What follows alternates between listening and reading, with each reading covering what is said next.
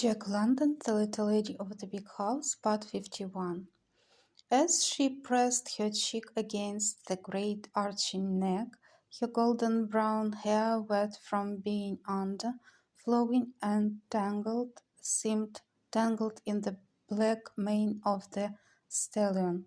But it was her face that smote Graham most of all. It was a boy's face. It was a woman's face. It was serious and at the same time amused, expressing the pleasure it found woven with the peril. It was a white woman's face and modern, and yet to Graham it was all pagan.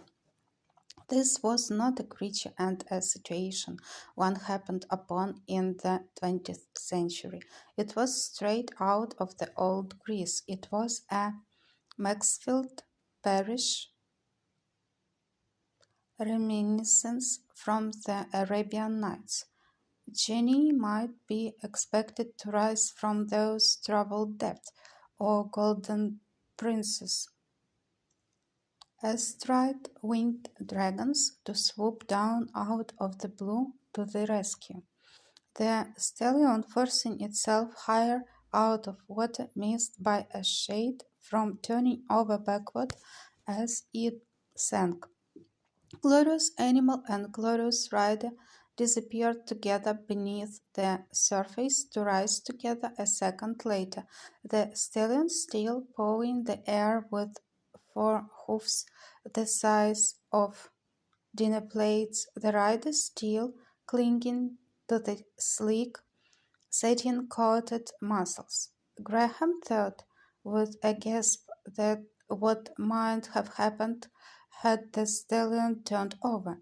A chance blow from any one of those four enormous floundering hoofs could have put out and quenched forever the light and sparkle of that superb white-bodied, fire-animated woman.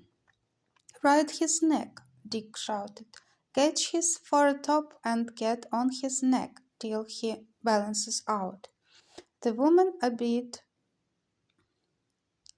digging her toes into the evasive muscle pads for the quick effort, and leaping upward, one hand twinned in the wet mane, the other hand free and up, stretched, darting between the ears and clutching the foretop. The next moment, as the stallion balanced out horizontally in obedience to her shiftage of weight, she had slipped back to the shoulders.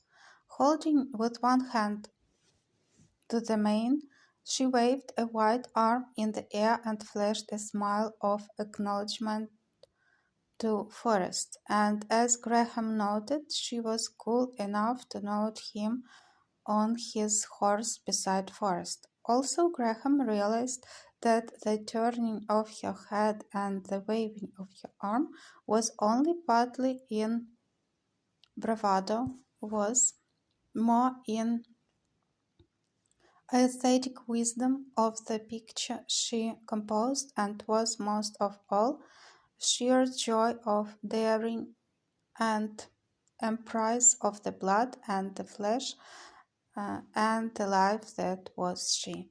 "Not many women tackle that," Dick said quietly, as Mountain led, easily retaining his horizontal position once it had been attained, swam to the lower end of the tank, and floundered up the rough slope to the unctuous cowboy.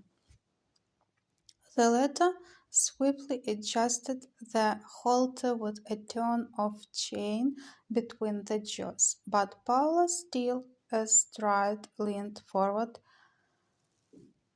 imperiously took the lead part from the cowboy, whirled Mountain led around to face Forrest, and saluted. "Now you will have to go away," she called. "This is our hen party, and the stag public is not admitted." Dick laughed, saluted acknowledgment, and led the way back through the lilacs to the road.